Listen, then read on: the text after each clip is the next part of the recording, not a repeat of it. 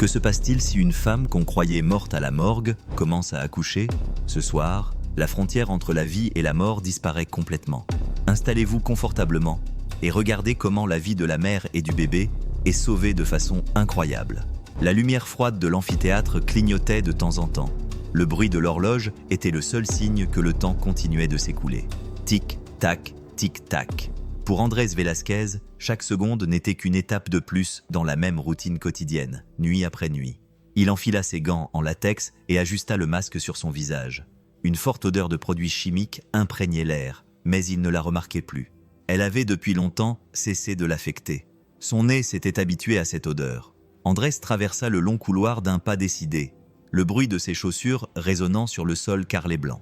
Ses collègues, qui étaient encore là, lui firent un léger signe de tête, mais personne n'essaya d'engager la conversation. Il savait que c'était inutile. Andrés ne parlait que lorsque c'était nécessaire. Et même lorsqu'il parlait, sa voix était toujours la même, calme, basse, sans émotion. Il ne se souvenait pas de la dernière fois où il avait ressenti quelque chose de réel. C'était peut-être ce jour-là, le jour qui avait tout détruit. Le jour où il avait trouvé le corps de son petit frère, Matteo, gisant dans une ruelle sale comme s'il s'agissait d'un déchet. Ce souvenir le frappait comme un coup de poing dans l'estomac, mais il était déjà habitué à cette douleur. Il la portait en lui chaque jour comme une ombre qui ne le quittait jamais. Quelque chose en lui était mort ce jour-là. Matteo était différent de lui. Il était léger, toujours souriant, toujours confiant en les gens. Andrés, en revanche, était toujours plus sérieux, plus renfermé. Mais Matteo le faisait rire, lui faisait croire que la vie n'était peut-être pas juste un jeu injuste où les gentils perdent toujours. Et puis Matteo est mort. Sa vie lui a été enlevée sans raison, sans explication. La police a classé l'affaire comme un crime non résolu et est passé à autre chose. Mais Andrés n'a pas pu continuer. Il a crié, il s'est battu, il a réclamé justice, mais le monde s'en fichait, personne ne s'en souciait, et il a compris que lutter contre ça ne servait à rien. C'est comme ça qu'il est devenu ce qu'il est aujourd'hui, froid, méthodique, précis. La mort était la seule chose qui avait du sens. Maintenant, les morts ne mentaient pas, ils ne trahissaient pas, ils ne cachaient pas de secrets. Et il s'est consacré à eux. Il s'est arrêté devant l'un des tiroirs métalliques qui était encore ouvert. Le corps venait d'arriver. Ça ne faisait même pas 4 minutes. Un corps recouvert d'un drap blanc gisait là. Il prit la fichette, a lu les informations avec la même expression impassible que d'habitude. Femme, jeune. Elle a été retrouvée inconsciente dans une ruelle sombre du centre-ville. Elle a été transportée à l'hôpital, mais les médecins ont constaté son décès avant même d'essayer de la réanimer. La police soupçonnait une overdose, une de plus. Rien d'inhabituel dans cette ville où la mort se propageait sans crier gare, emportant des vies comme des feuilles mortes dans le vent. Il soupira, a saisi les bords du drap et, d'un seul mouvement, a dévoilé le visage de la jeune femme. Et là, quelque chose en lui a vacillé. Elle n'avait pas l'air d'une toxicomane. Elle n'avait pas de traces de piqûres sur les bras. Sa peau était propre, sans les blessures habituelles chez les gros consommateurs de drogue. Son visage était délicat, serein. Sans la froideur de son corps et sa pâleur accentuée, il aurait pu jurer qu'elle était simplement endormie. Ses lèvres entr'ouvertes semblaient sur le point de laisser échapper un soupir. Ses longs cils projetaient de douces ombres sur ses joues. Il se força à revenir aux faits. Il devait se concentrer sur son travail. Ce n'était pas la première fois qu'il voyait un corps jeune comme celui-ci. La mort ne choisissait pas l'âge, mais il y avait quelque chose chez elle qui le mettait étrangement mal à l'aise. Il examina le reste du corps et s'arrêta sur son abdomen. Il sentit un frisson le parcourir. C'était la première fois qu'il trouvait une femme enceinte morte. Il posa la planche et toucha doucement son ventre. La peau, bien que froide, avait la forme d'une grossesse très avancée, voire presque à terme. « Merde !» marmonna-t-il pour lui-même. Le corps d'une femme enceinte, il y avait quelque chose qui clochait ici. Il ouvrit les rapports qui accompagnaient le corps. Il n'y avait pas beaucoup de détails, seulement que la police avait été appelée par un voisin qui l'avait trouvée inconsciente, ses vêtements couverts de poussière et une petite tache de sang au coin de la bouche. Elle semblait être seule, sans signe de violence et sans témoin ayant vu ce qui s'était passé auparavant. Andrés ferma les yeux un instant, essayant de repousser le malaise qui grandissait en lui. Il savait qu'il ne devait pas s'attacher. Le travail était mécanique, froid, mais à ce moment-là, il ne pouvait ignorer la question qui résonnait dans son esprit. Qui était cette femme? Et surtout, qui l'avait laissée là pour mourir alors qu'elle était enceinte? Valeria Torres. C'était le nom qu'ils avaient trouvé sur les quelques papiers qu'elle avait sur elle. Il regarda une fois de plus son visage, sa peau pâle, ses traits délicats, ses lèvres légèrement entr'ouvertes. S'il n'avait pas su qu'elle était morte, il aurait juré qu'elle dormait simplement. Il prit une profonde inspiration, essayant de repousser ce sentiment étrange. Il sentit son estomac se nouer. Andrés ferma les yeux un instant, essayant de repousser ce malaise au fond de son esprit. Il devait commencer l'autopsie, il devait faire son boulot. Mais alors qu'il tenait le scalpel, il se rendit compte que ses mains étaient plus fermes que d'habitude. C'était comme si quelque chose en lui criait, mais il ne savait pas quoi. Il posa la lame sur la peau froide de Valeria. Il s'arrêta un instant. La pointe du scalpel toucha son abdomen, juste au centre, là où son ventre arrondi indiquait qu'elle portait une vie qu'elle ne connaîtrait jamais. Le métal froid contre la peau incolore lui coupa le souffle, puis il fit la première incision. Et c'est à ce moment-là que tout changea. Son corps se contracta. Ce n'était pas un simple spasme, ce n'était pas un mouvement involontaire, comme cela arrivait parfois avec les cadavres, c'était quelque chose de différent. Andrés écarquilla les yeux. Le scalpel glissa de sa main et tomba sur le sol avec un bruit sec. Valeria gémit. C'était un son faible, presque un soupir, mais c'était réel. Le cœur d'Andrés se mit à battre à toute vitesse, et il recula d'un pas, sentant une douleur dans tout son corps. Son esprit essaya de comprendre, de trouver une explication logique, mais il n'y en avait pas. Elle était vivante. Mon Dieu. Sa voix sortit presque comme un murmure. Ses muscles tremblèrent à nouveau. Ses paupières clignèrent comme si elle luttait pour se réveiller. Andrés se pencha rapidement sur elle, posa 2 doigts sur son cou et appuya doucement sur sa peau froide. Il y avait un pouls faible et lent, presque imperceptible, mais il était bien là. Elle était en vie. L'impact se répercuta dans tout le corps d'Andrés. Il prit une profonde inspiration, essayant de reprendre le contrôle de ses pensées. Comment était-ce possible ? Elle avait été déclarée morte à l'hôpital où elle avait été amenée sans aucun signe de vie. Mais à ce moment-là, sous ses yeux, l'impossible était en train de se produire. La jeune femme qu'il s'apprêtait à disséquer respirait encore, et puis il l'entendit. Un son étouffé, faible mais réel, provenait de son ventre. Le cœur d'Andrés battait à tout rompre. Son regard se porta directement sur l'abdomen de Valeria. Le liquide se répandait sur la table métallique. Pendant un instant, il ne put bouger. Sa mâchoire se crispa. Ses mains tremblaient. Le scalpel glissa de ses doigts et tomba sur le sol avec un bruit sourd. L'impact lui parcourut le dos comme un choc électrique. Son cerveau essayait de comprendre, mais son instinct connaissait déjà la réponse. « Non », murmura-t-il, presque sans voix. Ses yeux étaient fixés sur le ventre de Valeria, de petites secousses, comme si quelque chose poussait de l'intérieur. Le temps semblait ralentir. 1 seconde, 2, puis la réalité le frappa comme un coup de poing dans la poitrine. Elle était en train d'accoucher, et s'il ne faisait rien maintenant, la mère et l'enfant pourraient mourir sous ses yeux. Il déglutit péniblement, essayant de repousser la panique. Son regard balaya la pièce. Il était seul dans la salle. Il n'avait rien préparé. Pas de matériel adéquat, pas de couveuse, pas d'infirmière, pas d'obstétricien. Pendant 1 seconde, le souvenir de Matteo lui revint à l'esprit. Son frère allongé sur le sol froid, sans personne pour le sauver. Le désespoir qu'il avait ressenti ce jour-là explosa en lui. Il ne pouvait pas laisser une autre vie s'éteindre sous ses yeux. « J'ai besoin d'aide !» cria-t-il à voix haute. Sa voix résonna dans la morgue. Avec fermeté et urgence, il courut vers la porte et cria encore plus fort. « Que quelqu'un m'aide ! Elle est en vie. Le bébé arrive. » Le bruit de pas précipités résonna dans le couloir. Des échos de voix confuses. Andrés retourna vers Valeria, ses yeux analysant chaque détail. Son visage était déformé par la douleur. Son front brillait de sueur. Ses doigts tremblaient légèrement sur son ventre, sentant chaque contraction. Le bébé luttait pour naître, et il devait faire quelque chose. La porte s'ouvrit alors brusquement. 2 médecins et une infirmière se précipitèrent, leur blouse encore un peu en désordre. L'un d'eux, le docteur Ramirez, regarda la scène avec des yeux écarquillés. « Qu'est-ce qui se passe ici ?» Sa voix était pleine de surprise. L'infirmière Clara mit sa main sur sa bouche quand elle vit Valeria se tordre de douleur sur la table en acier. Son visage était pâle, ses cheveux collés à son front en sueur. Sa respiration était rapide et saccadée. « Elle est morte !» balbutia l'un des médecins. « Elle ne l'est plus !» répondit Andrés d'une voix ferme, mais pleine d'adrénaline. Sans perdre plus de temps, il retira sa blouse et la posa sur le corps de Valeria, essayant de couvrir au moins une partie de sa peau froide. Les contractions sont fortes, dit-il en appuyant doucement sur son ventre avec ses deux mains. Ses mouvements étaient fermes, prudents, attentifs à chaque signe. Puis il le sentit. « Il se bat pour naître », murmura-t-il. Les autres médecins restèrent paralysés, essayant de comprendre l'absurdité de la situation. Andrés leva les yeux avec colère. « Ne restez pas là sans rien faire. On doit sortir ce bébé maintenant. » Cela sembla briser la bulle de choc dans laquelle il se trouvait.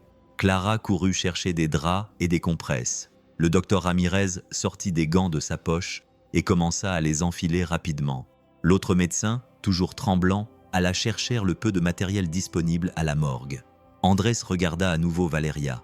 Elle était si faible que chaque respiration semblait lui demander un effort immense. Il se pencha légèrement vers elle et lui parla doucement, presque comme s'il essayait de la ramener à la vie. « Valeria, tu m'entends ? Elle était toujours là, toujours en train de se battre. » Andrés déglutit, regarda les autres médecins, puis le ventre de Valeria, qui se contractait de plus en plus. Le visage de Valeria était encore plus pâle, presque transparent. De la sueur coulait sur son front, mais son corps était froid. Chaque respiration était courte, comme si l'air n'atteignait pas complètement ses poumons. Sa poitrine se soulevait et s'abaissait lentement, avec difficulté. Andrés s'appuya deux doigts contre son cou, essayant de sentir son faible battement cardiaque, si faible qu'il devait se concentrer pour remarquer qu'il était toujours là. Son estomac se noua. Il n'y avait pas de temps à perdre. Elle est très faible. Sa voix était tendue. Les autres médecins échangèrent des regards inquiets. L'infirmière Clara déglutit péniblement. « Que faisons-nous ? L'emmenons-nous au bloc opératoire ?» demanda-t-elle d'une voix tremblante. Le docteur Ramirez examina rapidement le corps de Valeria, analysant les contractions qui devenaient de plus en plus intenses. « Il n'y a pas de temps à perdre. Si nous n'agissons pas maintenant, nous allons les perdre tous les deux, » dit-il fermement. Andrés sentit une boule dans sa gorge. Deux cœurs battaient dans ce corps, l'un déjà en train de s'éteindre, l'autre luttant pour naître. Son esprit tournait à toute vitesse. Il essaya d'envisager toutes les possibilités. Un accouchement naturel, dans cet état, était impossible. Valeria n'avait plus de force. Le bébé était dans une position difficile. « On doit le sortir maintenant », dit-il sans hésiter. Les autres médecins acquiescèrent. Il n'y avait pas de temps à perdre. Rien que préparer la civière et la porter prendrait trop de temps. Il n'y avait pas de salle d'opération prête. Il n'y avait que cette morgue froide. Une mère qui se battait pour sa vie sans le savoir et un bébé qui essayait de naître. Andrés n'avait jamais mis un bébé au monde. Il n'en avait jamais eu besoin. Son expérience avait toujours été liée à la mort, pas à la vie. Mais maintenant, à ce moment précis, tout cela n'avait plus d'importance. Il déglutit péniblement et regarda les autres médecins. « On va pratiquer une césarienne ici même », dit-il fermement. Le docteur Ramirez ouvrit les yeux, surpris. « Vous êtes fou ? On n'a pas d'anesthésiant. On n'a rien. Et si on ne le fait pas maintenant ?» Andrés soutint son regard. « Ils vont mourir. » Il y eut un moment de silence. Un silence lourd, plein de peur, plein de doute. Mais au fond, il savait tous qu'il avait raison. Clara courut chercher plus de gaz et d'instruments. Andrés se lava rapidement les mains, prit une profonde inspiration et saisit le scalpel. Ses doigts tremblaient, mais il ne pouvait pas hésiter. Son regard se posa sur Valeria. Elle n'avait pas la force d'ouvrir les yeux, mais elle était toujours là. Elle se battait toujours. « Maintenez-la », demanda-t-il. Deux médecins se placèrent de chaque côté de son corps, prêts à la stabiliser. L'atmosphère était lourde. Andrés posa une main sur la peau froide de Valeria. Il sentit les contractions toujours présentes, puis fit la première incision. Le scalpel glissa, traçant un chemin précis. Du sang chaud commença à couler, et il l'essuya rapidement avec de la gaze. Son cœur battait si fort qu'il avait l'impression que sa poitrine allait exploser. « Tu sais ce que tu fais ?» murmura Clara, essayant de rester calme. Les secondes semblaient durer des heures. Andrés fit la deuxième incision, ouvrant la couche suivante, puis il le vit. Le petit corps était là, fragile, minuscule, luttant pour sortir. « Je le vois !» s'écria-t-il, la voix pleine d'adrénaline. Avec précaution, il glissa ses mains à l'intérieur et tint le bébé. Il devait à la fois faire preuve de force et de délicatesse. La moindre erreur pouvait le blesser. Le silence était étouffant. Andrés sortit le bébé et pendant une seconde, tout s'arrêta. Il était là, mais il ne pleurait pas. Andrés sentit sa poitrine se serrer. Son regard croisa celui de Clara, qui avait déjà les larmes aux yeux. Il a besoin de respirer. Le cœur d'Andrés battait à tout rompre. Les mains encore tachées de sang, il retourna le bébé. Il dégagea rapidement ses voies respiratoires et, sans réfléchir à deux fois, lui tapota le dos. « Allez, petit, allez !» Et puis, Le son que tout le monde attendait, un cri fort et aigu, a rompu le silence de la morgue. Le bébé était vivant. Clara porta les mains à son visage. Le docteur Ramirez poussa un long soupir. Les autres médecins avaient l'air sous le choc. Mais Andrés a ressenti quelque chose de différent, quelque chose qu'il n'avait pas ressenti depuis longtemps. Il tenait ce petit être dans ses mains, regardant son visage fragile et ridé. La vie, pour la première fois depuis des années. Il n'était pas seulement confronté à la mort, il venait de mettre quelqu'un au monde. Pendant un instant, personne ne bougea. Andrés resta immobile, tenant ce petit être dans ses mains, sentant la chaleur fragile de sa peau contre ses doigts gantés. Sa poitrine se soulevait et s'abaissait rapidement. Son petit visage ridé était rouge à cause de l'effort de son premier cri. Ses petits bras bougeaient dans les airs comme s'ils essayaient de s'accrocher au monde. Tout le monde autour semblait avoir oublié comment respirer. Clara porta ses mains à son visage, les yeux remplis de larmes. Le docteur Ramirez ferma les yeux un instant et expira l'air emprisonné dans ses poumons, comme s'il assimilait le poids de ce qui venait de se passer. L'autre médecin s'appuya contre le mur, les genoux tremblants, comme si le choc n'était pas encore passé. Contre toute attente, contre tout ce qui semblait impossible, il était là, luttant, respirant, pleurant bruyamment. Andrés sentit une boule dans sa gorge. C'était une émotion qu'il n'avait pas ressentie depuis longtemps. Son regard se tourna vers Valeria, qui restait immobile. Elle était toujours là, mais pour combien de temps? Sa poitrine, qui se soulevait et s'abaissait avec difficulté, était maintenant immobile, sans mouvement, sans bruit. Andrés n'avait pas besoin de vérifier les moniteurs pour le savoir. Il savait, son cœur s'était arrêté. Non, le mot lui échappa avant qu'il ait pu réfléchir.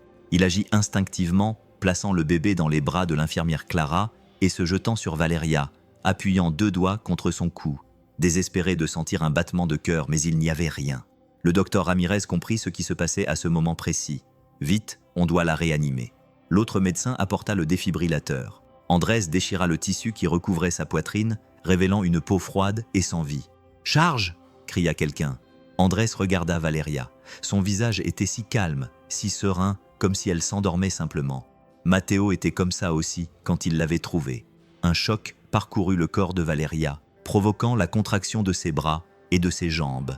Puis un autre choc. Le cœur d'Andrés battait à tout rompre, ses mains tremblaient. Il essaya de s'accrocher à la logique, à sa formation, à tout ce qu'il avait appris au cours de ses années de médecin, mais rien de tout cela n'avait d'importance. « Ne me fais pas ça maintenant », murmura-t-il en appuyant ses mains sur sa poitrine et en commençant les compressions thoraciques. L'infirmière Clara essuya rapidement ses larmes tandis que l'autre médecin préparait une nouvelle décharge sur le défibrillateur. « Allez, Valeria !»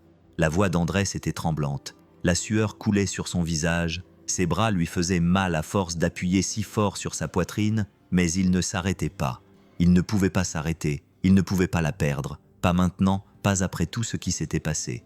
Le bébé continuait de pleurer, comme si quelque chose n'allait pas.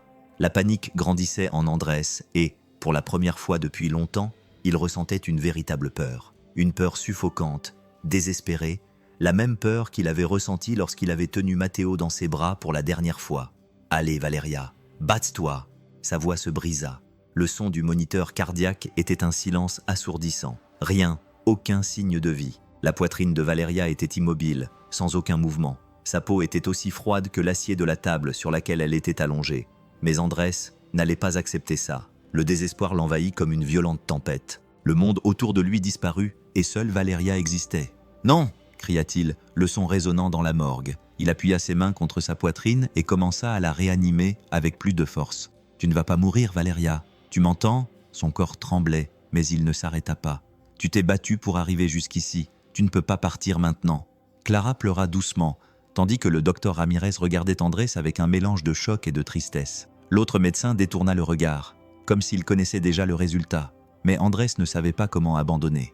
Non, après tout, chaque fois qu'il appuyait sur sa poitrine, il sentait son désespoir grandir. Il ne pouvait pas la perdre. Il ne laisserait pas une autre vie s'éteindre sous ses yeux.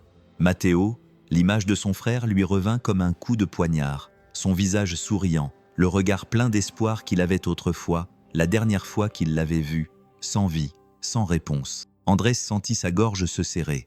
Les larmes lui brûlaient les yeux. « Valeria, reviens, s'il te plaît. » Il appuya à nouveau sur sa poitrine, une fois de plus. Et puis, au milieu du chaos, un faible son, un soupir, sa respiration revint. Lente, fragile, mais elle revint. Il retint son souffle, craignant de bouger, craignant que tout cela ne soit qu'une illusion. Mais alors, très lentement, ses cils battirent. Ses yeux s'ouvrirent légèrement, comme si elle essayait de sortir d'un sommeil profond. « Valéria !» murmura Andrés, presque incapable d'y croire. Ses lèvres tremblèrent, un son faible s'échappa de sa bouche, un murmure faible et imperceptible. Andrés se pencha vers elle, essayant de comprendre ce qu'elle disait. « Quoi, Valéria ?» répète. Mais sa voix n'était qu'un soupir, un mot sans son, sans forme. Et puis, avant qu'il n'ait pu dire quoi que ce soit d'autre, ses yeux se refermèrent. Sa poitrine continuait de se soulever et de s'abaisser lentement. Elle était en vie, faible, luttant, mais en vie. Andrés ferma les yeux une seconde et poussa un long soupir, sentant le poids qui pesait sur ses épaules s'alléger. « Mon Dieu !» murmura Clara à côté de lui, les larmes coulant sur son visage. Le docteur Ramirez passa sa main sur son front, épuisé. Le bébé continuait à pleurer doucement, comme s'il sentait d'une manière ou d'une autre que sa mère était toujours là. Andrés regarda à nouveau Valéria. Il ne savait pas ce qu'elle avait dit. Il ne savait pas si elle se réveillerait à nouveau, mais pour l'instant, ça n'avait pas d'importance. Elle était toujours là, et c'était tout ce qui comptait. Le bébé était enveloppé dans une couverture blanche, petit et fragile, mais il respirait. Ses petits bras bougeaient légèrement, ses yeux toujours fermés au monde. Clara tenait l'enfant avec précaution, comme si elle avait peur de lui faire mal. « On doit l'emmener à l'unité de soins intensifs et à l'unité néonatale », dit l'infirmière, la voix tremblante. Andrés regarda le bébé et sentit quelque chose d'étrange dans sa poitrine, un nœud, un sentiment qu'il ne pouvait pas nommer. Il passa ses mains dans ses cheveux, essayant de reprendre le contrôle. Il n'avait toujours pas assimilé tout ce qui s'était passé. Clara se dirigea vers la porte, mais elle hésita. « Tu veux le prendre dans tes bras ?» La question prit Andrés par surprise. Il ouvrit la bouche pour répondre, mais resta silencieux. Il regarda à nouveau le bébé, maintenant plus calme, reposant dans les bras de l'infirmière. Il ressentit un désir presque incontrôlable de le prendre dans ses bras, mais il ne pouvait pas. Il ne savait pas comment faire. « Non !» dit-il doucement. « Emmène-le juste à la couveuse le plus vite possible. Il a besoin de soins urgents. » Clara acquiesça et sortit précipitamment, laissant le silence à la place des pleurs du bébé quelques secondes auparavant. Andrés tourna son regard vers Valéria. Elle était en vie, mais elle ne se réveillait pas. Après la réanimation, ses signes vitaux s'étaient stabilisés. Sa respiration était meilleure, son cœur battait à un rythme plus régulier. Mais elle était toujours là, immobile, perdue dans un sommeil profond dont personne ne savait si elle se réveillerait. Les autres médecins avaient fait tout ce qu'ils pouvaient, il ne restait plus qu'à attendre. Mais Andrés ne pouvait pas l'accepter. La morgue était en désordre. Du sang séché sur la table, des compresses éparpillées, des scalpels par terre. Tout là-bas racontait l'incroyable histoire de cette nuit. Mais même après un tel chaos, l'hôpital reprenait déjà son cours normal, sauf pour lui. Andrés ne pouvait pas partir, il avait besoin de comprendre, il avait besoin de savoir qui était cette femme. Il prit les quelques papiers qui l'accompagnaient. Non, Valéria Torres. Aucune coordonnée, aucun antécédent médical, juste l'info froide et vide qu'elle avait été retrouvée inconsciente dans une ruelle et déclarée morte. Mais pourquoi ? Que lui était-il arrivé cette nuit-là ? Andrés ferma les yeux un instant. Il ne savait pas qui était Valéria, mais il savait qu'il n'aurait de repos tant qu'il ne l'aurait pas découvert. Déterminé, il se dirigea vers la réception de l'hôpital. L'endroit était toujours en effervescence. Les médecins allaient et venaient, les infirmières s'occupaient des patients, la vie continuait comme si de rien n'était. Si ce passage vous a tenu en haleine, laissez un j'aime pour soutenir la suite. Mais pour Andrés, tout semblait différent.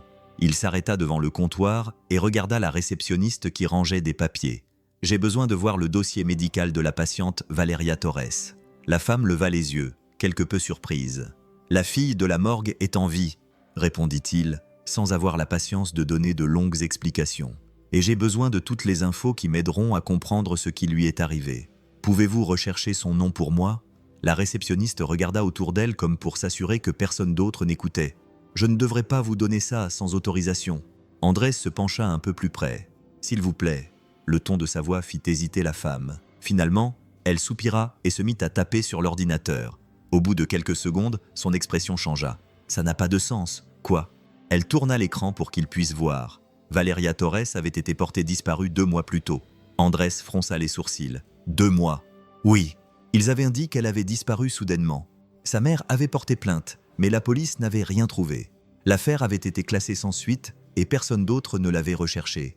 Un frisson lui parcourut l'échine. Si elle avait disparu depuis si longtemps, où était-elle passée? Qui l'avait tenue éloignée de tout et de tout le monde? Andrés serra les poings. Valeria n'était pas arrivée là par hasard. L'hôpital était calme à cette heure-là.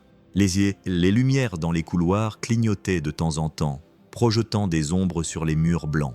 Andrés marchait lentement, sentant le poids de tout ce qui s'était passé au cours des dernières heures. Son corps était épuisé, mais son esprit ne s'arrêtait pas. Il ne comprenait toujours pas comment tout cela avait pu arriver. Comment Valeria, disparue depuis 2 mois, avait fini dans cette ruelle, présumée morte. Comment un bébé s'était battu pour naître dans une morgue, dans le froid et l'obscurité. Ses pas résonnaient sur le sol jusqu'à ce qu'il s'arrête devant la porte de l'unité néonatale. Il prit une profonde inspiration avant d'entrer. À l'intérieur, la température était différente, plus chaude, comme si l'environnement lui-même essayait de protéger ces petits êtres qui apprenaient encore à respirer par eux-mêmes. Et puis, il le vit, le petit incubateur dans le coin de la pièce. Le bébé était là, entouré de fils et de machines qui surveillaient chaque détail de sa respiration. Si petit, si fragile. Andrés s'approcha lentement, sans trop savoir ce qu'il faisait là. Il ne s'était jamais soucié d'un patient plus que nécessaire, ne s'était jamais impliqué. Mais maintenant, en voyant ce bébé, quelque chose en lui avait changé. Il leva lentement la main et toucha le verre de la couveuse du bout des doigts. Il sentit une boule dans sa gorge, une sensation qu'il n'avait pas eue depuis longtemps. La dernière fois qu'il avait ressenti cela, c'était lorsqu'il avait tenu Matteo dans ses bras pour la dernière fois. La même boule dans la gorge, la même peur. Matteo était aussi petit quand il était parti. Lui aussi avait été arraché au monde sans avoir eu la chance de se battre. Andrés ferma les yeux un instant, essayant de chasser ce souvenir. Quand il les rouvrit, il regarda le bébé à l'intérieur, qui respirait difficilement, mais qui était vivant. Il ne savait pas quoi faire, il ne savait pas quoi ressentir, il savait juste qu'il ne pouvait pas partir. Non, cette fois, quelque chose le retenait. Peut-être était-ce le sentiment que cet enfant n'avait personne, mais cela était sur le point de changer. Le bruit de pas précipités attira son attention. De l'autre côté du couloir, un policier marchait aux côtés d'une femme à l'air fatigué. Ses cheveux gris étaient tirés en arrière en un chignon désordonné, et ses vêtements simples montraient qu'elle n'était pas une femme aisée. Mais ce qui attira le plus l'attention d'Andrés, c'était son expression, son désespoir, ses yeux enfoncés, rougis par les larmes, sa respiration haletante, comme si elle avait couru jusqu'ici. « Où est-ce ma fille ?» Sa voix était tremblante. « S'il vous plaît, où est-ce ma petite fille ?» Clara s'approcha d'elle, essayant de la calmer. « Doña Rosa, on va vous emmener la voir, mais vous devez respirer. »« Je ne veux pas la voir maintenant. » La femme faillit tomber à genoux. Ils ont dit qu'elle était morte, puis ils ont dit qu'elle ne l'était pas. Je ne comprends plus rien. Andrés sentit une boule dans sa gorge. Doña Rosa, la mère de Valeria, tremblait de la tête aux pieds, comme si elle se retenait pour ne pas s'effondrer. Il s'avança. « Doña Rosa, je suis le docteur Andrés. Votre fille est en vie, mais elle est toujours inconsciente. On fait tout ce qu'on peut. » Ses yeux se remplirent de larmes. « Elle est vraiment en vie. » Andrés prit une profonde inspiration. Oui, les jambes de Doña Rosa se dérobèrent, et elle s'appuya contre le mur, se couvrant le visage de ses mains. Un sanglot s'échappa de sa bouche, le cri étouffé de quelqu'un qui a trop souffert. Je pensais ne jamais la revoir. Il lui fallut quelques secondes pour reprendre son souffle, puis elle regarda autour d'elle. Et le bébé, où est son bébé? Andrés regarda la couveuse à côté de lui. Doña Rosa suivit son regard, et lorsqu'elle vit le petit dormir à l'intérieur, elle porta ses mains à sa poitrine. « Mon Dieu, mon petit-fils !» Sa voix se brisa. Les larmes coulaient sans qu'elle puisse les retenir. Andrés resta silencieux, se contentant d'observer. Ce bébé n'était plus seul, et Valeria avait quelqu'un qui l'attendait. La porte de la chambre s'ouvrit lentement. L'endroit était silencieux, éclairé seulement par la douce lumière provenant du couloir. Le son des moniteurs cardiaques remplissait l'espace, chaque battement marquant la fragile frontière entre la vie et la mort. Valeria était là, allongée dans son lit, si pâle, si fragile. Sa poitrine se soulevait et s'abaissait lentement. Chaque respiration semblait être un combat. Les fils connectés à son corps lui rappelaient qu'elle n'était pas encore libre, pas encore en sécurité. Doña Rosa entra lentement. Ses pas étaient hésitants, comme si elle avait peur de briser ce moment. Dans ses yeux, on pouvait lire un mélange de soulagement et de douleur. Son visage était encore marqué par les larmes, ses mains tremblaient. Elle s'approcha du lit et, avec toute la délicatesse du monde, prit la main de sa fille dans la sienne. Ses doigts ridés, durcis par le temps et le travail, caressèrent la peau froide de Valéria. Un sanglot s'échappa de sa gorge. « Ma fille », murmura-t-elle, la voix brisée. « Mon Dieu, je pensais que je ne te reverrais jamais. » Des larmes coulaient silencieusement. Elle serra plus fort la main de sa fille, comme si elle essayait de la garder dans le monde des vivants. « Je t'avais promis de prendre soin de toi. » Sa voix se brisa. « Pardonne-moi, ma fille. » Ses épaules tremblaient, sous le poids d'une culpabilité que seules les mères peuvent comprendre. Andrés observait de loin. Quelque chose en lui se crispait, comme si chaque mot prononcé par cette femme le frappait directement en plein cœur. Il déglutit péniblement. Il sentait une boule dans sa gorge, le genre de boule qui vous étouffe, qui vous oppresse la poitrine. Il ne savait pas pourquoi, mais il ne pouvait détourner le regard de cette scène. Peut-être parce qu'au fond de lui, il savait ce que c'était que de perdre quelqu'un qu'on aime. Et peut-être, juste peut-être, avait-il peur que cela se reproduise. Doña Rosa continuait à tenir la main de sa fille. Ses doigts serraient légèrement, comme si elle craignait que Valéria disparaisse si elle la lâchait. Le silence dans la pièce était lourd, rempli de sentiments qu'on ne pouvait pas expliquer avec des mots. Andrés observait tout cela debout, près de la porte. Il savait que cette femme avait beaucoup à dire. Et quand Doña Rosa leva enfin les yeux vers lui, il y avait dans son regard un mélange de douleur, de peur et d'appel silencieux à l'aide. Elle prit une profonde inspiration, essayant de rassembler ses pensées, mais lorsqu'elle se mit à parler, sa voix était tremblante. « Ma fille, ma petite fille. » Elle ne méritait pas tout ça. Elle regarda Valéria, les yeux remplis de larmes. Elle était si pleine de vie. Elle avait toujours été une bonne fille, dévouée. Elle adorait enseigner la musique aux enfants du quartier. Elle n'avait jamais eu d'ennui. Mais ensuite, il est arrivé. Andrés fronça les sourcils. « Qui ?» Doña Rosa baissa les yeux, comme si elle avait peur de prononcer le nom. Ce maudit Samuel, ce salaud. Le nom sortit de sa bouche comme du poison. Andrés sentit un frisson le parcourir. Quelque chose dans le ton de sa voix lui fit comprendre, avant même qu'elle ne continue, qu'il ne s'agissait pas simplement d'une relation qui avait mal tourné. Doña Rosa prit une autre profonde inspiration et parla doucement, comme si elle avait peur que quelqu'un l'entende. « Cet homme est dangereux. Tout le quartier a peur de lui. Il traîne avec des dealers de drogue, a de l'argent sale, obtient toujours ce qu'il veut. Ma fille ne voulait rien avoir à faire avec lui, mais un jour, il l'a droguée lors d'une fête. » Les mains de la femme serrèrent celles de Valéria encore plus fort. Elle ne savait même pas ce qui s'était passé. Elle ne l'a découvert que plus tard, alors qu'elle était déjà enceinte. Andrés sentit son sang bouillir. Il lui a fait ça et s'en est tiré. Doña Rosa secoua la tête, les yeux remplis de colère et d'impuissance. Valéria voulait le dénoncer, mais personne ne voulait se frotter à lui, et même la police n'a rien fait. Ils lui ont dit de se débarrasser du bébé et d'oublier tout ça. Le silence envahit la pièce. Doña Rosa ferma les yeux un instant, essayant de retenir ses larmes. Quand ces bandits ont découvert qu'elle était enceinte, ils ont commencé à la menacer. Andrés fronça les sourcils. Pourquoi ? Elle ouvrit les yeux, la peur se reflétant sur son visage. Parce que cet enfant est la preuve de leur crime. L'atmosphère devint pesante. Andrés sentit une boule dans sa gorge. Valéria ne faisait pas que fuir. Elle essayait de survivre, et quelqu'un voulait s'assurer qu'elle n'y parvienne pas. Savoir ça lui donnait la nausée. Il ferma les yeux un instant, essayant d'assimiler tout ça.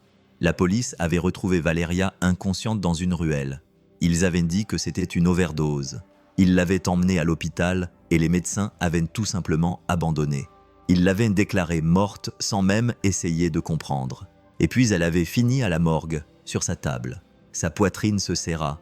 S'il n'avait pas hésité, s'il avait continué l'autopsie sans se poser de questions, il aurait fait l'incision. Vous avez une théorie sur ce qui s'est vraiment passé ? Laissez un commentaire. Il aurait tué une femme vivante, une femme qui avait déjà été abandonnée à la mort, jetée comme si elle n'avait aucune valeur, juste un autre corps sans nom dans la ville. La boule lui monta à la gorge. Il sentit un frisson, un poids suffocant sur sa poitrine. Il passa ses mains sur son visage, essayant de chasser cette pensée, mais elle était toujours là. Elle avait survécu quelques secondes grâce à son instinct, grâce au doute qui l'avait fait s'arrêter au bon moment. Andrés prit une profonde inspiration et regarda Valéria. Elle était là, respirant, luttant, mais toujours au bord du gouffre. Et il savait que tant qu'elle resterait ainsi, tant qu'elle ne pourrait pas raconter sa propre histoire, le danger ne serait pas écarté. Samuel voulait la rayer de la surface de la terre, et s'il avait déjà essayé une fois, il essaierait à nouveau. L'hôpital était plongé dans le silence du petit matin. Andrés était assis à côté du lit de Valeria, les coudes posés sur les genoux et les mains jointes. Il n'arrivait pas à dormir, malgré sa fatigue. Le poids de cette nuit le maintenait éveillé. Il regardait Valeria, immobile, le visage serein, comme si elle était dans un sommeil profond. À côté d'elle, sa mère lui tenait la main, murmurant des prières à voix basse. Le bébé était en sécurité dans l'unité de soins intensifs, entouré des soins des infirmières. Tout semblait calme, mais Andrés savait que le danger était toujours présent. Puis, le bruit de pas précipités résonna dans le couloir. Il se retourna juste à temps pour voir un policier s'approcher. L'homme semblait agité, le regard alerte. Le docteur Andrés se leva immédiatement. Que s'est-il passé? Le policier prit une profonde inspiration avant de parler. On a arrêté un homme qui essayait de s'introduire de force dans l'hôpital. Il cherchait un patient. Andrés eut un haut le cœur. Qui? Le policier le regarda un instant avant de prononcer le nom. Samuel. Andrés sentit son sang se glacer. Il sentit tout son corps se crisper, ses poings se serrer automatiquement. Il est en garde à vue. Oui, mais il n'a rien dit. Il n'était pas armé. Il n'a pas résisté. Il est juste resté là, attendant qu'on l'emmène. Andrés sentit un frisson lui parcourir l'échine. Samuel n'avait pas besoin d'agir sous le coup de l'impulsion. Les hommes comme lui avaient toujours un plan. Il regarda Valeria, toujours vulnérable dans ce lit. Elle n'était pas en sécurité, et il savait que Samuel n'abandonnerait pas si facilement. Il regarda Valeria. Son visage était si serein, si fragile, mais il savait l'enfer qu'elle avait traversé.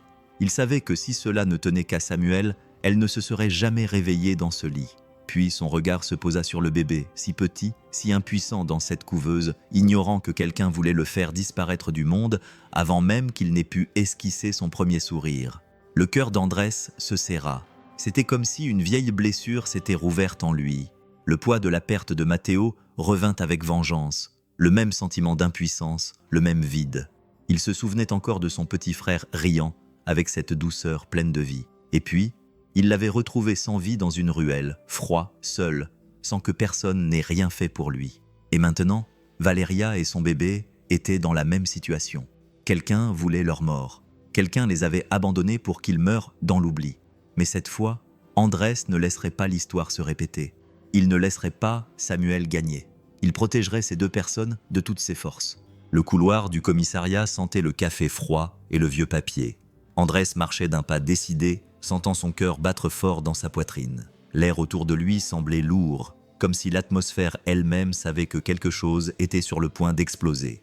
Il s'arrêta devant la cellule. De l'autre côté des barreaux, assis calmement sur un banc en bois, se trouvait Samuel.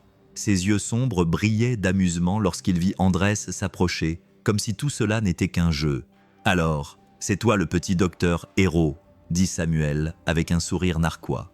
Andrés ne répondit pas tout de suite, se contentant de le fixer du regard. L'homme en face de lui ne semblait pas nerveux, il ne semblait pas avoir peur. Au contraire, son regard était celui de quelqu'un qui savait qu'il ne resterait pas là longtemps. Andrés eut un haut le cœur. « Tu as essayé de la tuer ». Sa voix était ferme, mais pleine de rage. Samuel pencha la tête, feignant la confusion. « Je n'ai rien fait ». La haine monta dans la poitrine d'Andrés comme un feu. « Tu as drogué Valeria, tu l'as maltraitée, tu l'as poursuivie, tu l'as laissée mourir dans cette ruelle. » Samuel sourit, les yeux brillants de malice. « Et qu'est-ce que tu vas faire, docteur? Me frapper? Me menacer? Tu penses pouvoir sauver tout le monde ?» Il se pencha un peu plus en avant, tel un prédateur jouant avec sa proie. « As-tu réussi à te sauver toi-même ?» Ces mots frappèrent Andrés comme un coup de poing. Il se figea pendant une seconde, sentant le sang se retirer de son visage, car il savait de quoi Samuel parlait. Matteo, le visage de son frère, apparut dans son esprit comme un fantôme, le sourire d'un enfant innocent, les yeux pleins de vie, puis le souvenir de son corps sans vie, gisant sur le sol froid. La poitrine d'Andrés se serra au point de l'étouffer presque. Samuel sourit davantage. « Tu penses pouvoir m'arrêter? Tu penses pouvoir la protéger, elle et le bébé ?» Il rit brièvement. « Tu n'as aucune idée de qui tu es en train de provoquer. » Andrés sentit ses poings se serrer si fort que ses ongles s'enfoncèrent dans sa peau. La haine qui l'habitait était comme un volcan sur le point d'exploser, mais quelque chose en lui le fit s'arrêter. Il ferma les yeux une seconde, prit une profonde inspiration, et lorsqu'il les rouvrit, son expression avait changé. Il ne laisserait pas la colère prendre le dessus sur sa raison, car c'était exactement ce que Samuel voulait. Mais Andrés n'allait pas jouer son jeu. Le visage de son petit frère apparut si clairement que, pendant un instant, le bruit autour de lui disparut. Il n'était plus debout devant Samuel. Il était retourné dans le passé. C'était un après-midi ensoleillé. Lui et Matteo jouaient dans la cour de la maison de leur grand-mère. Son frère venait de tomber de son vélo, il s'était écorché le genou et avait les yeux remplis de larmes. Andrés, bien qu'il n'ait que quelques années de plus, s'accroupit à côté de lui et nettoya la blessure avec un morceau de tissu. « Ça fait mal ?» demanda-t-il. Matteo renifla et secoua légèrement la tête. Andrés sourit et ébouriffa ses cheveux. « Tu es fort, tout ira bien. » Matteo le regarda avec ses grands yeux brillants, pleins de confiance. « Tu prends toujours soin de moi, Andrés. » Ce souvenir le frappa si fort qu'Andrés eut l'impression de ne plus pouvoir respirer. Matteo lui avait toujours fait confiance, avait toujours cru qu'il le protégerait de tout. Mais quand son frère avait eu le plus besoin de lui, il n'avait pas été là. Maintenant, Valeria et le bébé avaient besoin de lui, et il ne referait pas la même erreur. Il expira lentement et desserra les poings. La rage brûlait toujours en lui. Mais pour la première fois, il comprit que ce n'était pas la rage qui lui permettrait de gagner ce combat. C'était la promesse qu'il n'avait pas pu tenir à Matteo. Samuel voulait le provoquer. Il voulait qu'il perde le contrôle. Si Andrés laissait la fureur prendre le dessus, s'il se faisait justice lui-même, il ne serait pas différent des monstres qui détruisaient des vies sans réfléchir. Mais la vengeance ne sauverait personne, elle ne ramènerait pas Matteo, et surtout, elle ne garantirait pas la sécurité de Valeria et de son fils. Il prit une profonde inspiration et regarda Samuel une fois de plus. L'homme souriait toujours, le défiant toujours comme s'il était sûr de sortir bientôt de cette cellule, mais Andrés ne le permettrait pas. « Riez maintenant si vous voulez, Samuel. » Sa voix était ferme, sans aucun doute. « Mais cette fois, tu ne t'échapperas pas. » Samuel haussa les sourcils, feignant l'indifférence. « Et qu'est-ce que tu vas faire, petit docteur ?» Andrés recula d'un pas. Son regard n'était plus empreint de haine, mais de détermination. « Je vais m'assurer que tu ne touches plus jamais à elle ni au bébé, et que tu restes enfermé pour toujours. Tu sais ce qu'ils font aux gens comme toi en prison ?» Il se retourna et partit, laissant Samuel derrière lui. Il pouvait encore entendre le rire moqueur de l'homme résonner dans la cellule, mais ça n'avait plus d'importance, car cette fois, Andrés n'allait pas perdre. Cette fois, il protégerait ceux qui pouvaient encore être sauvés. Les jours passaient dans un flou. L'hôpital continuait à fonctionner comme d'habitude. Les médecins et les infirmières allaient et venaient. Les patients arrivaient et partaient. Mais pour Andrés, tout semblait s'être arrêté.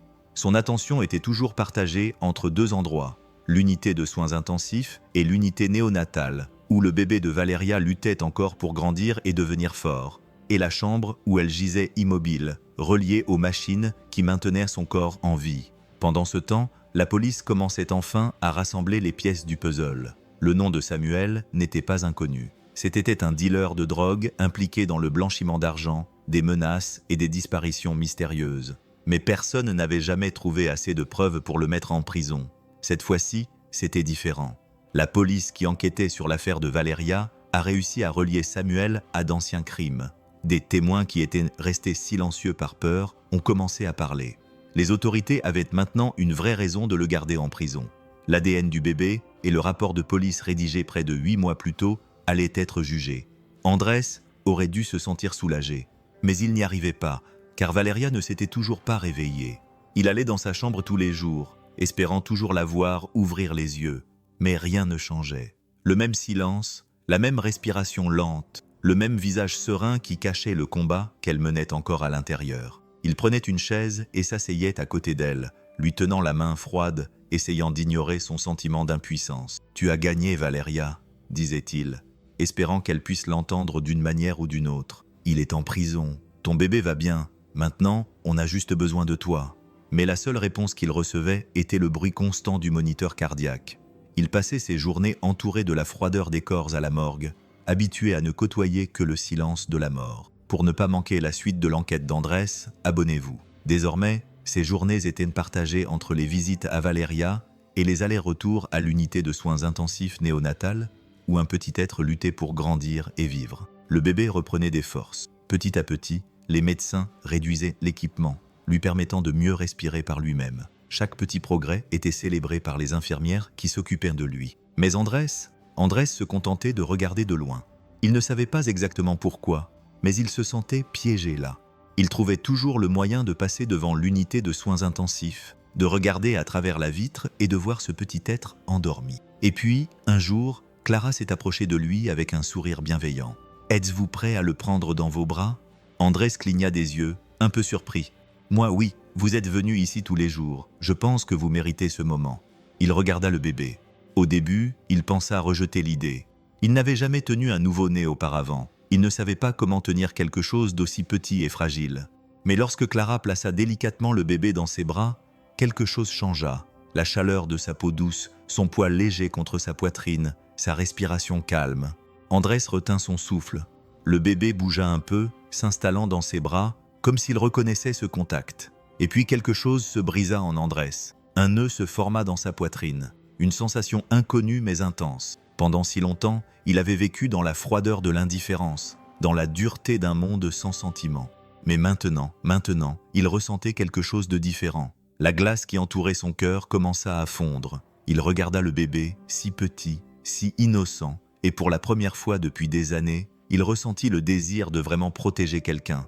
Les jours se transformèrent en semaines. Doña Rosa ne quittait jamais sa fille. Elle s'asseyait près du lit, lui tenait la main et lui parlait comme si Valeria allait ouvrir les yeux et répondre à tout moment. Andrés voulait y croire, mais le temps passait et son angoisse grandissait. Jusqu'à ce qu'un matin tranquille, quelque chose change. Andrés vérifiait ses signes vitaux comme il le faisait toujours. La pièce était silencieuse. La lumière du soleil filtrait doucement à travers la fenêtre.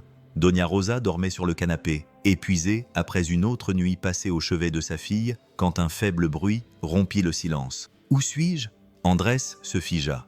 Son cœur s'arrêta pendant une seconde. Il se retourna lentement et la vit. Les yeux de Valeria étaient ouverts, faibles, confus, clignant des paupières dans la lumière. Sa voix était presque un murmure, sa bouche sèche, comme si elle se réveillait d'un très long sommeil. Doña Rosa se réveilla en sursaut et quand elle vit sa fille, elle se couvrit la bouche de ses mains, les larmes aux yeux. « Valeria, ma fille !»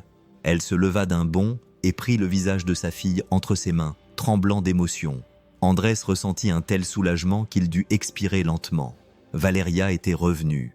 Après tant de temps, après tant de luttes, elle était enfin revenue. « Ma fille, tu es de retour !» Sa voix tremblait d'émotion. Valeria cligna plusieurs fois des yeux, comme si elle essayait de se souvenir de ce qui s'était passé. Son regard passa de sa mère à Andrés, qui observait tout en silence, les bras croisés, le visage sérieux, mais avec une lueur différente dans les yeux. C'est alors qu'elle le remarqua. De l'autre côté de la pièce se trouvait une petite couveuse. Sa poitrine se serra. Une peur inconnue grandit en elle, comme si son cœur allait s'arrêter. Avec effort, elle tourna son visage vers Andrés. « Mon fils ». Sa voix était faible, presque un murmure chargé de peur et d'espoir. Andrés soutint son regard pendant un instant avant de sourire légèrement. « Il t'attend ». Les yeux de Valeria se remplirent instantanément de larmes. Elle ne savait pas ce qui lui était arrivé. Elle ne savait pas comment il était arrivé là, mais à ce moment-là, rien de tout cela n'avait d'importance. Son bébé était vivant, et elle devait le voir. Clara entra dans la pièce à pas prudents, portant un petit paquet dans ses bras. L'infirmière regarda Andrés avant de parler, comme pour lui demander la permission. Il se contenta d'acquiescer légèrement. Valeria Clara s'approcha lentement. « Il va bien, il est fort, il s'est battu pour être là. » Valeria ne cligna pas des yeux. Son regard était fixé sur ce petit être. « Hé, je peux le faire. » Clara sourit et, avec toute la délicatesse du monde, posa le bébé dans les bras de sa mère. Au moment où Valeria sentit la chaleur de ce petit corps fragile contre sa poitrine, quelque chose se brisa en elle. Les larmes coulaient sans qu'elle puisse les retenir. Elle le serra contre elle comme s'il était le plus grand miracle de sa vie. Ses doigts caressèrent son visage délicat, sentant sa peau douce et chaude. Il était si petit, si parfait. « Mon bébé, mon amour », dit-elle d'une voix tremblante entre deux sanglots. Le bébé bougea, se blottissant dans ses bras, comme s'il savait qu'il était enfin au bon endroit. Doña Rosa pleurait doucement à côté, couvrant sa bouche de sa main pour retenir ses larmes. Andrés se restait silencieux. Il a regardé la scène sans bouger. Une partie de lui voulait partir, leur laisser de l'espace à ce moment-là, mais une autre partie ne pouvait s'empêcher de regarder. Ses pleurs, cette émotion, cette mère et cet enfant enfin réunis, il a senti une boule dans sa gorge. Quelque chose est monté dans sa gorge, quelque chose qu'il n'avait pas laissé sortir depuis des années. Il a rapidement détourné le regard, clignant plusieurs fois des yeux, essayant d'empêcher ses propres larmes de couler. Mais au fond de lui, il savait qu'il était trop tard, car à ce moment-là, quelque chose en lui avait changé pour toujours. Les sanglots étouffés de Valeria remplissaient toujours la pièce. Elle tenait le bébé avec tout l'amour du monde, comme si elle avait peur qu'il disparaisse si elle le lâchait ne serait-ce qu'une seconde. Doña Rosa caressait les cheveux de sa fille, lui murmurant des mots doux pour essayer de la calmer, mais l'émotion était trop forte pour être contenue. Andrés restait là, immobile, observant tout en silence. La boule dans sa gorge ne voulait pas disparaître. Sa poitrine était oppressée, comme si quelque chose en lui essayait de sortir, quelque chose qui avait été enfermé pendant des années.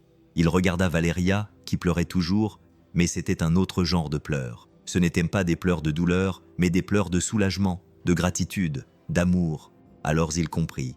Oh, cela faisait si longtemps qu'il n'avait pas vu quelqu'un gagner. La vie lui avait toujours tout enlevé.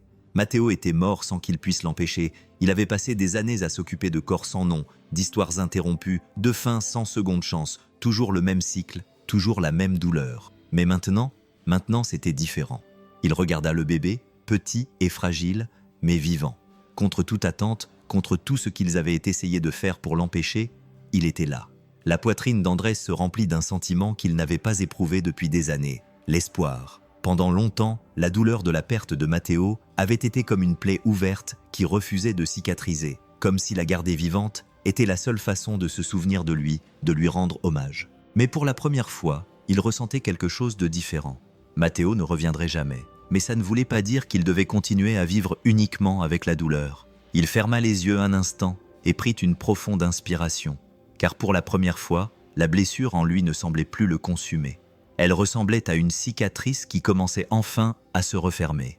Après tant de semaines passées dans cette chambre, à respirer l'air lourd de l'incertitude, Valeria était enfin prête à partir. Le médecin avait signé ses papiers de sortie le matin même, et elle était maintenant assise sur le bord du lit, tenant le bébé dans ses bras, le regard perdu, comme si elle essayait encore de déterminer où aller. Doña Rosa était à ses côtés, pleine de joie mais aussi d'inquiétude. Elle essayait de la convaincre de rentrer chez elle. Mais Valeria baissait simplement les yeux, serrant son fils contre sa poitrine. « Maman, je ne peux pas. » Doña Rosa fronça les sourcils. « Pourquoi pas, ma fille? Tu as besoin d'un foyer, d'un endroit sûr. Mais cet endroit n'a jamais été sûr. » La voix de Valeria était basse, chargée d'un poids que personne d'autre qu'elle ne pouvait ressentir. Elle regarda Andrés, qui se tenait près de la fenêtre, faisant semblant de ne pas écouter la conversation, mais attentif à chaque mot.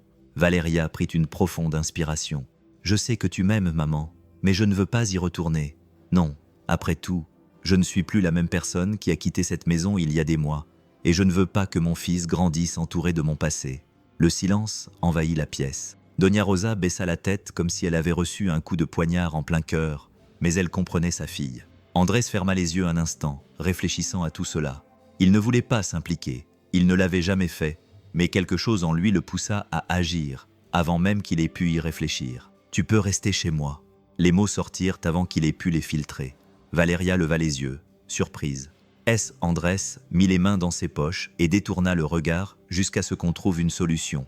Valeria cligna plusieurs fois des yeux, comme pour essayer de comprendre si c'était réel. Doña Rosa le regarda avec un mélange de gratitude et de surprise. « Docteur, vous êtes sûr ?» Il poussa un profond soupir. « Je ne suis pas vraiment la personne la mieux placée pour offrir un foyer, mais vous n'avez nulle part où aller. Et je sais que vous ne voudrez pas retourner chez votre mère maintenant. » Valeria regarda le bébé dans ses bras, et pour la première fois depuis longtemps, elle eut le sentiment qu'elle n'était peut-être pas seule après tout. Le silence envahit la pièce pendant quelques secondes. Valeria regarda Andrés, essayant de comprendre s'il pensait vraiment ce qu'il disait. L'offre semblait trop belle pour être vraie.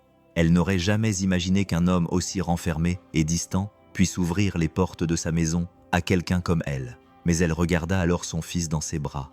Il respirait paisiblement, blotti contre la poitrine de sa mère, inconscient de la tempête qui faisait rage autour de lui. Elle devait maintenant penser à lui.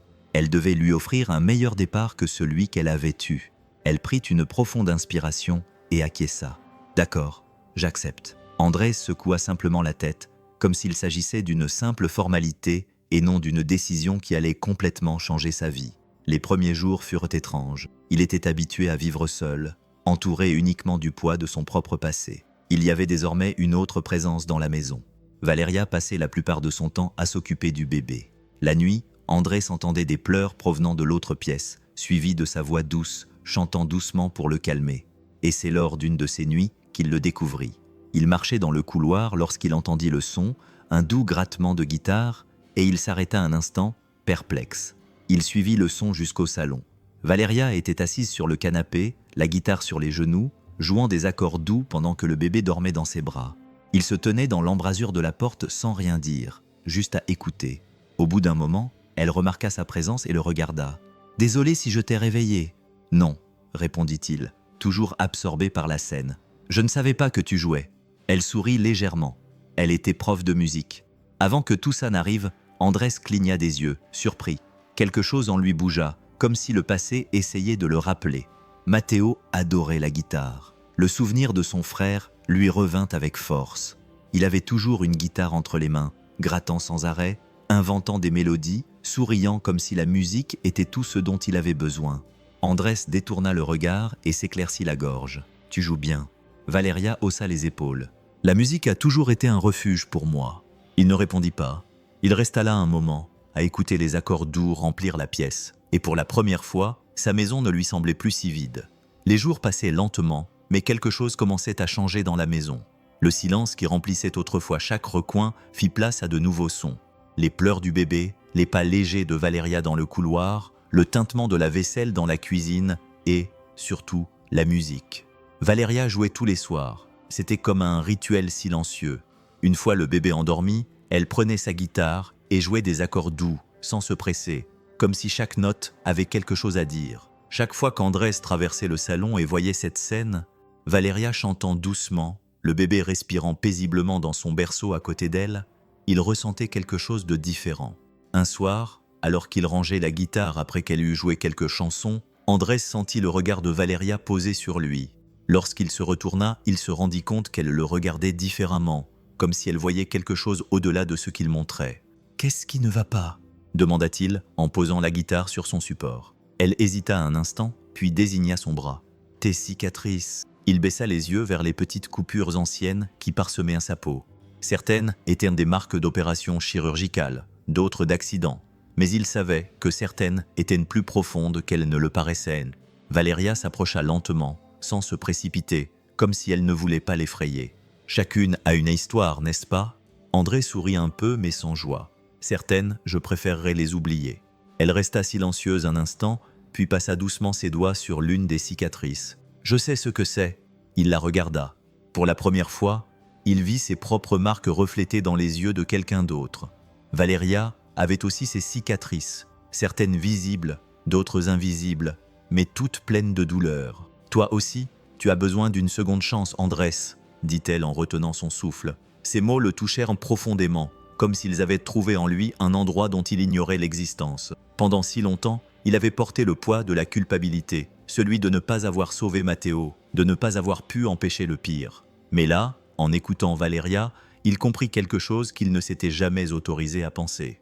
Peut-être était-il temps d'arrêter de se punir. Peut-être était-il temps de passer à autre chose. Et peut-être, juste peut-être, Valeria avait-elle raison. Les jours passèrent et la maison d'Andrés n'était plus la même. Le vide qui remplissait autrefois chaque recoin se comblait peu à peu de petits détails. L'odeur du café que Valeria préparait tôt le matin, le bruit du bébé qui marmonnait dans son berceau, les douces mélodies qui sortirent de la guitare chaque soir. Sans s'en rendre compte, Andrés s'habitua à cette présence, d'abord à celle du bébé.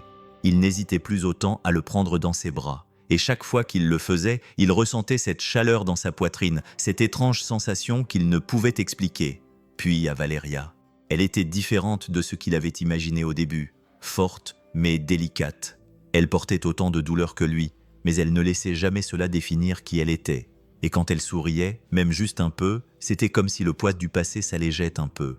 Le lien entre eux se renforçait chaque jour. De longues conversations sur la terrasse, après que le bébé se soit endormi. Des silences qui n'étaient pas gênants, des regards qui en disaient plus que les mots. Andrés le sentait. Il sentait cette proximité inévitable, mais il ressentait aussi de la peur. Il avait déjà perdu trop de personnes. Chaque fois qu'il pensait à se permettre de ressentir quelque chose de plus fort, le souvenir de Matteo lui revenait.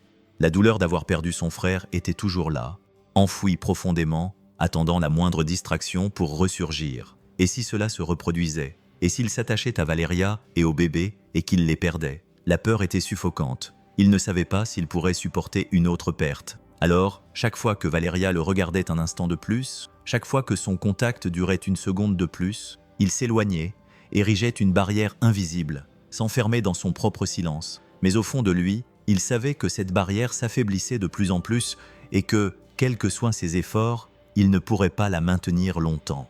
La nuit était silencieuse, le bébé dormait déjà et la maison était plongée dans le calme. Valeria et Andrés étaient assis sur la terrasse, chacun perdu dans ses pensées.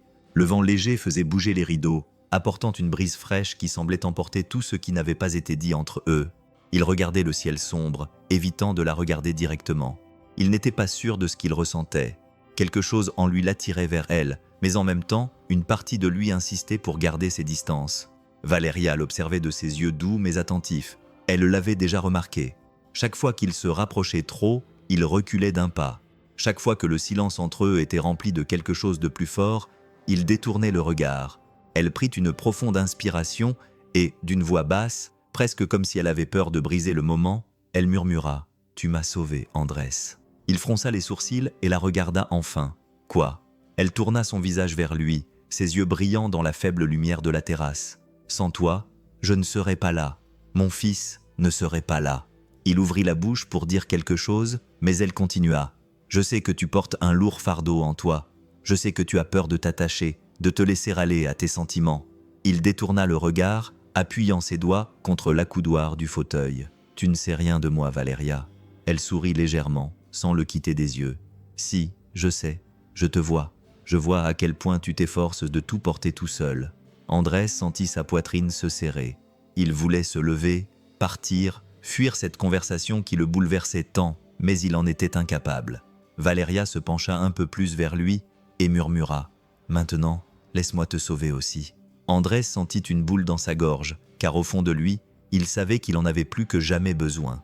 Il avait passé toute sa vie à croire que certaines douleurs ne guérissaient jamais, que certaines pertes laissaient des vides si profonds que rien ne pouvait les combler.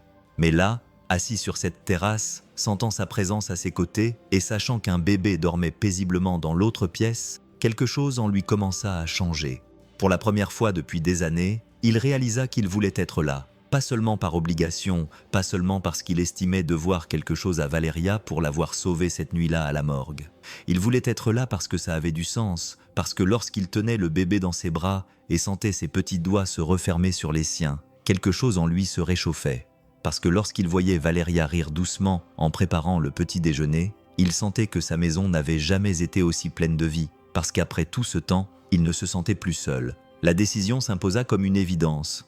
Il savait que ce n'était pas juste une impulsion, que ce n'était pas juste un moment. Il voulait rester, et il voulait qu'il reste. Le lendemain, sans rien dire à Valeria, il est allé au bureau d'état civil, a rempli les papiers et signé les documents. Quand il est rentré à la maison, Valeria était dans le salon avec le bébé dans ses bras, lui chantant doucement une chanson. Andrés s'est arrêté un instant à la porte pour la regarder. Le bébé grandissait, devenait chaque jour plus fort. Il avait des yeux sombres et attentifs, le même regard curieux que celui de quelqu'un qui a encore tout un monde à découvrir. Valeria remarqua sa présence et lui sourit. « Comment s'est passée ta journée ?» Il prit une profonde inspiration, puis dit d'une voix ferme, mais pleine d'émotion. « J'ai enregistré le bébé sous mon nom de famille. » Le sourire de Valeria disparut un instant. Elle cligna des yeux, perplexe. « Quoi ?» Il fit un pas en avant. « Maintenant, il a un nom de famille. Le mien. » Ses yeux se remplirent de larmes. « Andrés. » Il déglutit, sentant le poids de sa décision s'alléger. Pour la première fois depuis longtemps, il ne fuyait pas. « Je veux être ici, Valeria, avec toi, avec lui. » Elle regarda le bébé dans ses bras, puis Andrés. Ce n'était pas seulement de la gratitude dans ses yeux, c'était quelque chose de beaucoup plus grand. Et pour la première fois, il savait ce que c'était que d'avoir une famille. Le temps passa et la vie trouva son propre rythme. Le bébé grandit, ses traits se dessinèrent et ses yeux se remplirent de curiosité pour le monde. Andrés ne se sentait plus bizarre de tenir ce petit dans ses bras. Au contraire, c'était maintenant naturel, comme si ça avait toujours été ainsi. Cet après-midi-là, le soleil brillait doucement sur la place. Le vent soufflait légèrement, agitant les feuilles des arbres et répandant le bruit tranquille de la ville. Les enfants couraient sur la pelouse. Les personnes âgées bavardaient sur les bancs et le monde continuait sans hâte. Au centre de la place, Valeria était assise sur un banc en bois, son violon posé sur l'épaule. Ses doigts glissait avec précision sur les cordes et la mélodie commença à remplir l'air. C'était une musique douce, presque mélancolique, mais en même temps pleine d'espoir. Andrés la regardait tout en berçant le bébé dans ses bras. Il sentait la respiration lente du petit contre sa poitrine, complètement à l'aise là. Il regarda Valeria et sentit quelque chose grandir en lui, quelque chose qui n'était plus de la peur, mais de la paix. Valeria jouait les yeux fermés, complètement absorbée par la musique, qu'Andrés savait qu'elle ne jouait pas juste pour le plaisir de jouer. Elle racontait une histoire, l'histoire de quelqu'un qui avait survécu, l'histoire de quelqu'un qui avait trouvé un nouveau départ, leur histoire. Elle ouvrit les yeux et le regarda. Elle sourit. Il lui rendit son sourire et pour la première fois, il fut certain qu'il était exactement là où il devait être. Le son du violon se répandait sur la place, flottant dans l'air comme un murmure du passé qui devenait quelque chose de nouveau. Le vent emporte chaque note, mélangeant la mélodie au rire des enfants, au murmure des conversations autour d'eux, au bruissement des feuilles dans les arbres. Mais pour Andrés, rien d'autre n'existe à part cet instant. Il tient le bébé dans ses bras, sentant la chaleur du petit corps contre le sien. L'enfant est calme. Ses yeux curieux suivent les mouvements du monde comme s'ils absorbaient chaque détail autour de lui. Andrés le serre un peu plus fort dans ses bras, un geste protecteur instinctif. Valeria continue de jouer. Ses yeux brillent au soleil. Une lueur différente, celle de quelqu'un qui a porté beaucoup de douleur, mais qui a décidé d'aller de l'avant. Chaque mouvement de l'archette sur les cordes semble raconter une histoire. Ce n'est pas seulement de la musique, c'est la vie. C'est un nouveau départ. Andrés ferme les yeux un instant et se laisse envelopper par la mélodie. Pour la première fois depuis de nombreuses années, il ne ressent pas le poids de la culpabilité. Pour la première fois, le vide en lui a disparu. Il ouvre les yeux et regarde Valeria. Elle le regarde tout en jouant, et quand leurs regards se croisent, elle sourit. Il lui rend son sourire. Il n'y a plus de doute, il n'y a plus de peur. Ils ont survécu. Ils ont trouvé quelque chose qu'ils n'auraient jamais imaginé retrouver. Ils ont trouvé un foyer. Si tu étais à la place d'Andrés, aurais-tu pu faire preuve du même courage? Partage ton avis sur cette histoire dans les commentaires. Et si cette histoire t'a touché, la vidéo à l'écran t'émouvra encore plus. Elle a fait pleurer de nombreuses personnes et les a amenées à réfléchir à la vie. Clique dessus et prépare-toi à découvrir une histoire qui te touchera droit au cœur. N'oublie pas de t'abonner et d'activer les notifications pour découvrir d'autres histoires similaires.